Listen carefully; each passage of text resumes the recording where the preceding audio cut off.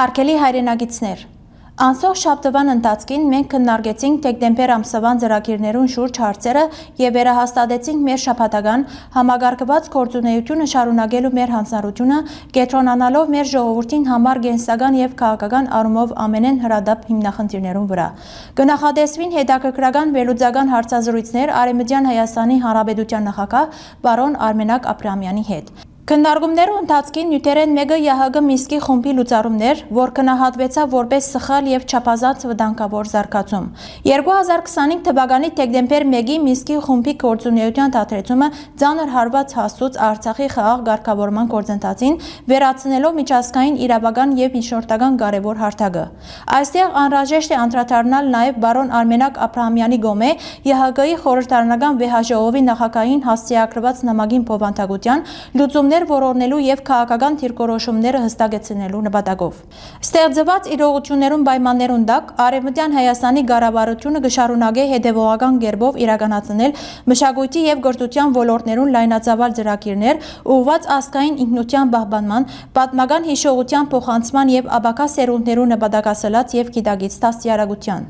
Մեր քաղաքապարախոսության առանցքը հստակ է։ Սիրել եւ արժեվորել հայկականը, հայամետ ըլալով ու գործելով, մերժելով օդարացման ճանապարհը։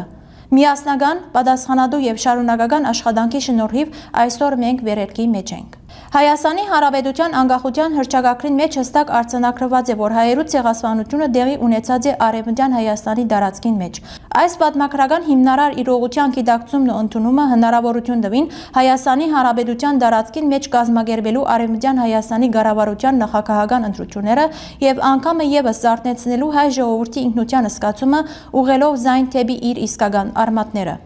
Դեգին Լիդիա Մարգոսյանը բարձր գնահատեց բարոն Արմենակ Աբրահամյանի նվիրական եւ հետեւողական գործունեությունը եւ խրախուսեց շարունակելու մեր ժողովրդի փոխհատուցման իրավական պահանջը միջազգային դատարաններու մեջ առաջ մղելու աշխատանքները, շեշտելով, որ Արևմտյան Հայաստանի կառավարությունը առաջինն էր, որը բարձրացուց այս հիմնախնդիրը մագի մեջ։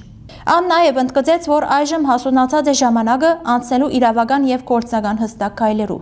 Հայ ժողովրդի անվտանգությունը կշարունակե մնալ մեր պայքարի հիմնարար առանցքներեն մեկը։ Լիարժեք ազգային ինքնակիտակցությամբ մենք պիտի կենտրոնանանք մեր անհատական եւ հավաքական կարողություններու զարգացման վրա եւ հզորացնենք մեր գործունեությունը հանուն մեր ժողովրդի օրինական, պատմական եւ իրավական շահերու լիարժեք պաշտպանության։ Շնորհակալություն։